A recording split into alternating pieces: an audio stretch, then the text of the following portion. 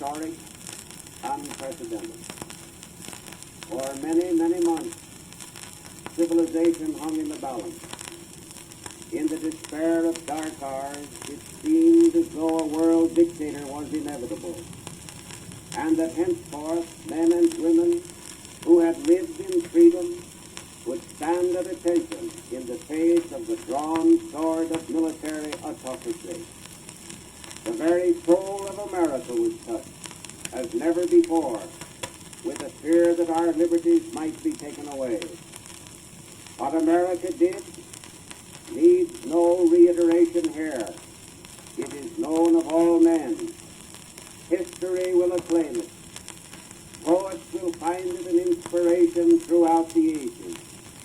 And yet, there is not a line in the Republican platform that breathes an emotion of pride or recites our national achievements. In fact, if a man from Mars were to depend upon the Republican platform or its spoken interpretation by the candidate of that party as his first means of information, he would not find a syllable telling him that the war had been won and that America had saved the world. How ungenerous, how ungracious all of this is. How unfair that a mere group of leaders should know so demean themselves in the name of the party of Lincoln and McKinley and Roosevelt. The discourtesy to President Wilson is an affair of political intrigue. History will make it odious. As well might it be directed at a wounded soldier of the war. One fell in the trench.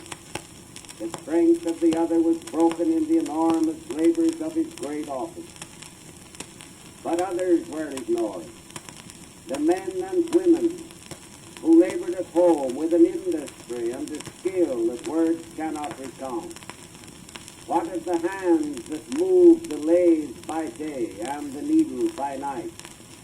What of the organizations, superbly effective, that conserved food and fed the world, that carried nourishment to the very front trench in the face of hell's fury, that nursed the wounded back to life, that buried the dead in the dark shelter of the night, that inspired businessmen and artisans of all parties to work in harmony?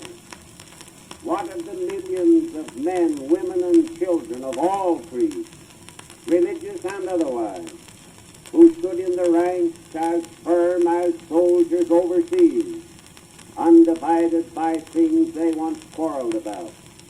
What of the government itself, confirming the faith of our fathers as sufficient to meet the storms of time? Why the sneer at labor, with the veiled charge that it was a slacker? Republican leaders who have taken charge of their party and nominated its candidates are no more possessed of the spirit of the hour than they were in 1912, when they precipitated a revolution within the rank and file of a great organization.